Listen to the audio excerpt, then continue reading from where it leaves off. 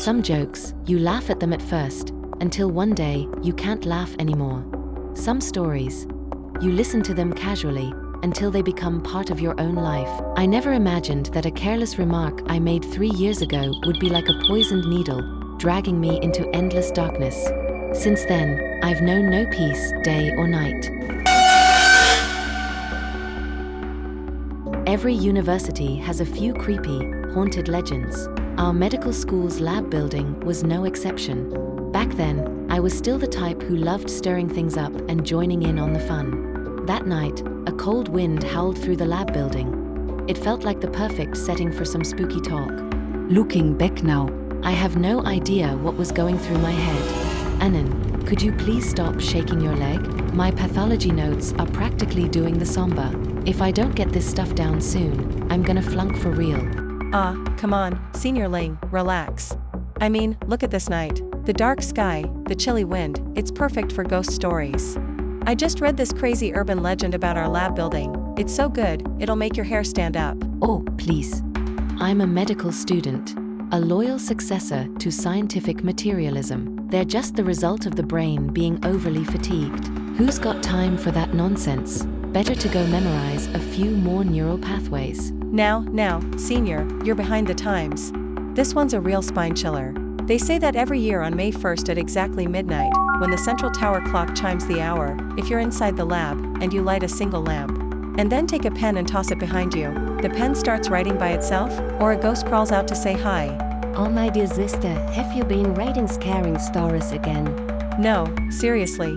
If you throw the pen, and you don't hear it hit the ground, that means there's something unclean behind you, standing there, silently watching.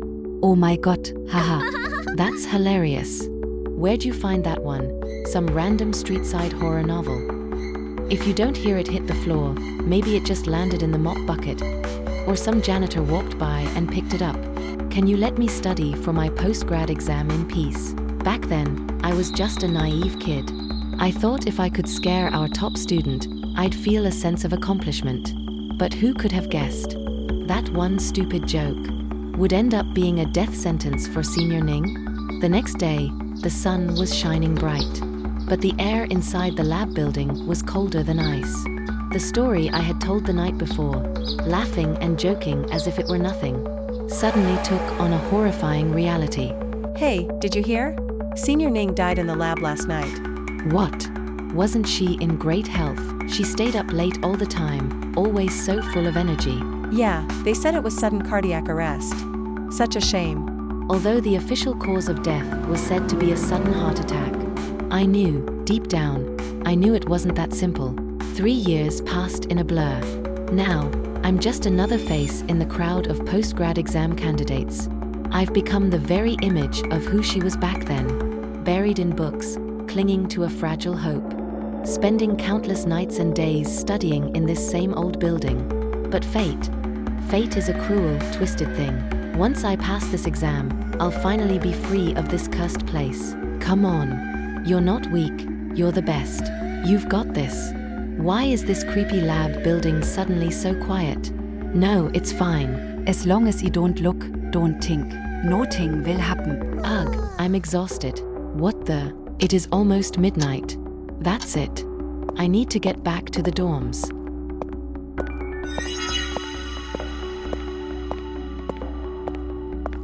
I don't know why I did it, but instead of heading back, I found myself walking toward the lab where Senior Ning had died. The room looked like it had been left untouched for years. A thin layer of dust coated the surfaces. The air still seemed to hold a lingering trace of that same cold despair from 3 years ago. I didn't know why I was doing this. Maybe I was looking for redemption, or maybe deep down, I just wanted proof. To confirm, if ghosts really exist, I threw the pen back. Nothing. No sound. How is that possible? Still nothing. Am I hallucinating? Yeah, that must be it. I've been awake since. I am just thinking too much. I have to leave here.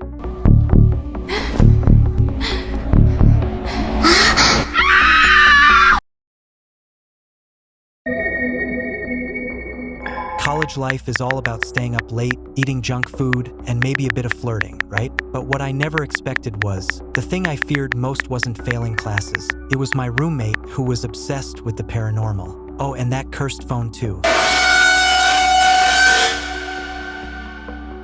Hey man, have you heard the horror story about the East Teaching building at our school? Ugh, not again. You told me this before. This time it's different. They say on the 4th floor of that building, if you look in the mirror at midnight. Dude, can you just stop? I'm not in the mood for ghost stories. But this one's real. I heard the girl who experienced it dropped out of school. They said she got possessed or something. All right. Sounds like you're the one who should be taking a break. All the supernatural junk you keep reading is nonsense. You never take me seriously. You don't respect my interests at all. Yeah? Your interest is creeping everyone out at midnight. My roommate, Henry, is a full-blown paranormal enthusiast.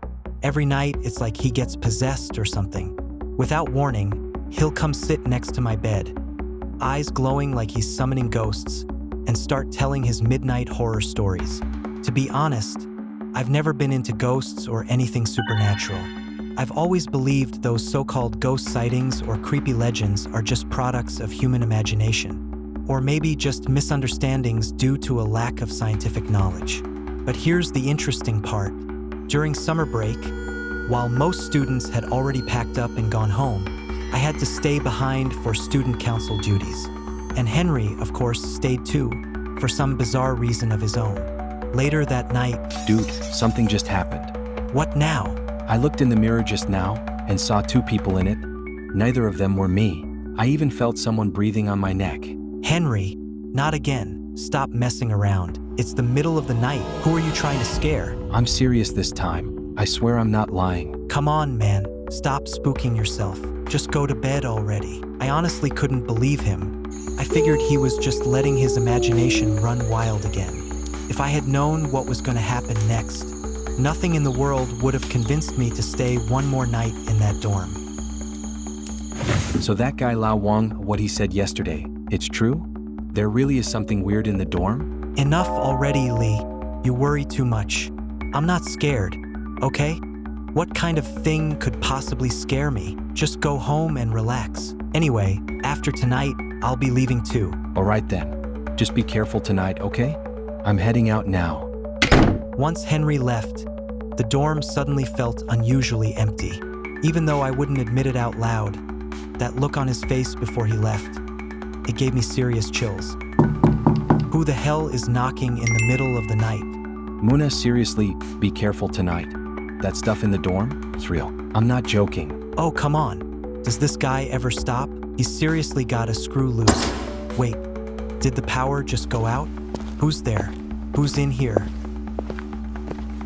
Calm down. Henry must be trying to scare me again. I can't stay here any longer. At that moment, I made the most embarrassing, but also the most rational decision of my college life. I went to an internet cafe to spend the night. Better that than staying alone in that haunted dorm. At least there were people around. With all that energy and noise, no ghost or demon would dare come close, right? Imagine that, me, a student council officer, fleeing to an internet cafe out of fear. If word ever got out, how would I show my face? I couldn't believe it. Unbelievable. I spent the entire night wide awake at the cafe. No ghosts, no ghouls. Just me, a complete fool, too scared to sleep in his own room. Wait, what was that sound? In the dorm? How could there be someone in the dorm?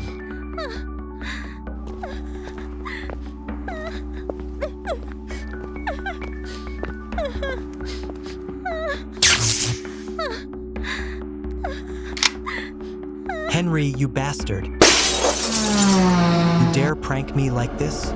Just wait till the semester starts. I swear, I'm going to break your legs. Hey Muna, how'd you sleep last night? Me? Oh, I slept great. Slept like a baby all the way till morning. Best sleep ever. For real? Nothing weird happened in the dorm? I gotta go. I'm packing up now. Getting ready to leave. After that, Henry called me a few more times. I kept my cool, acting like nothing happened. No way I'd admit that I spent the night in an internet cafe, scared out of my mind over a ghost that probably didn't even exist. But there is one thing I know for sure. When the new semester starts, I will be settling this with Henry.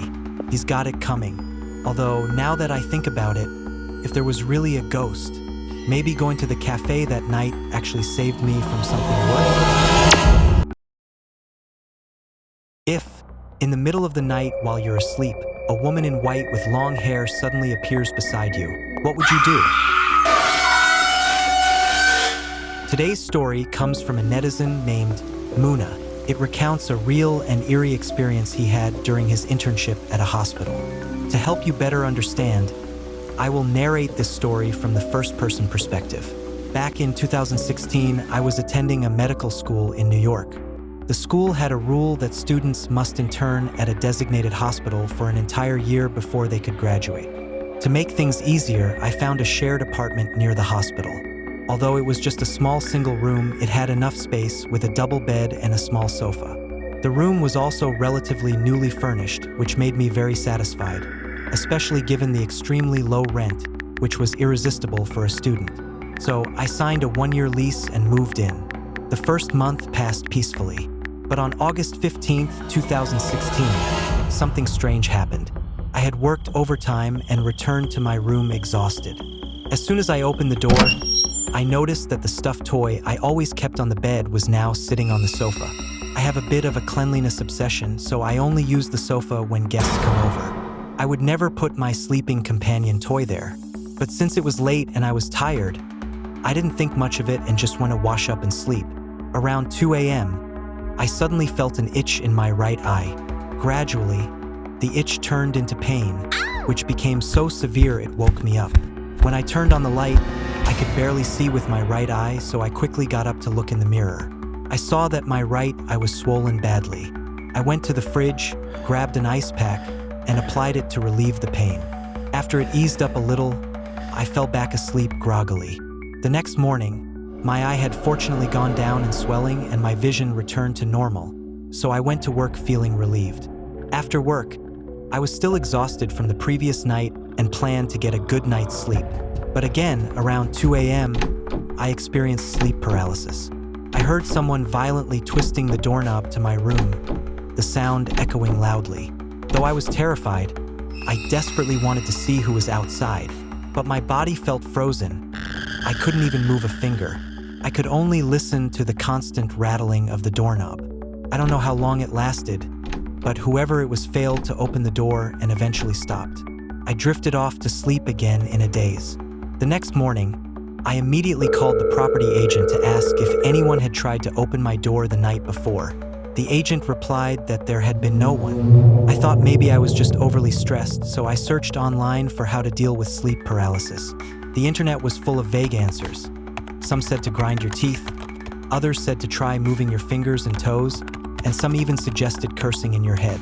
None of the suggestions seemed convincing, but on the night of August 17th, something happened that I still can't explain. That day, I finally didn't have to work overtime and returned home early. After washing up, I was about to go to sleep. Because of the past 2 nights, I was especially anxious. I checked every corner of the room, locked the door, and placed a cup of water on the doorknob so I'd hear if someone came in. Then I sat on the bed, reading a book to calm my nerves and lull myself to sleep. But as they say, what you fear most is what comes for you. Just as I was starting to feel drowsy, I was hit with sleep paralysis again. My mind was completely clear, but my body couldn't move at all. I clearly saw a woman in a white dress with long flowing hair appear beside my bed, holding a bowl of plain white rice. Though I couldn't see her face clearly, she seemed to be muttering something continuously in a soft voice. She tried to feed me the rice, saying things like, "Eat up, good child, eat more." Maybe because I wasn't moving or responding, she grew angry. Her voice turned resentful and she growled, "Why won't you take your medicine? You better eat it." Her voice was terrifying. I tried hard to see her face, but I couldn't. I also couldn't break out of the sleep paralysis. My mind, however, remained very alert. I could even recall what I had just read in the book. Suddenly, I remembered the internet advice about fighting sleep paralysis. I thought, might as well try everything. I tried grinding my teeth, moving my fingers and toes, and finally cursed out loud in my mind, "Get lost!" To my surprise, that word actually came out of my mouth. As soon as I shouted it, the woman vanished instantly. I shot up from bed, drenched in cold sweat. I didn't dare go back to sleep and just sat there until morning. When it was light out, I called my family and told them what had happened. My mother, upon hearing this, went to a village spiritual elder and got a protective talisman for me, which she mailed to me and told me to hang on the door. She said it would ward off evil. Strangely enough, ever since I hung that talisman on the door, nothing weird ever happened again. When my internship ended, I immediately moved out of that apartment. After that, I never dared to go for cheap rent again.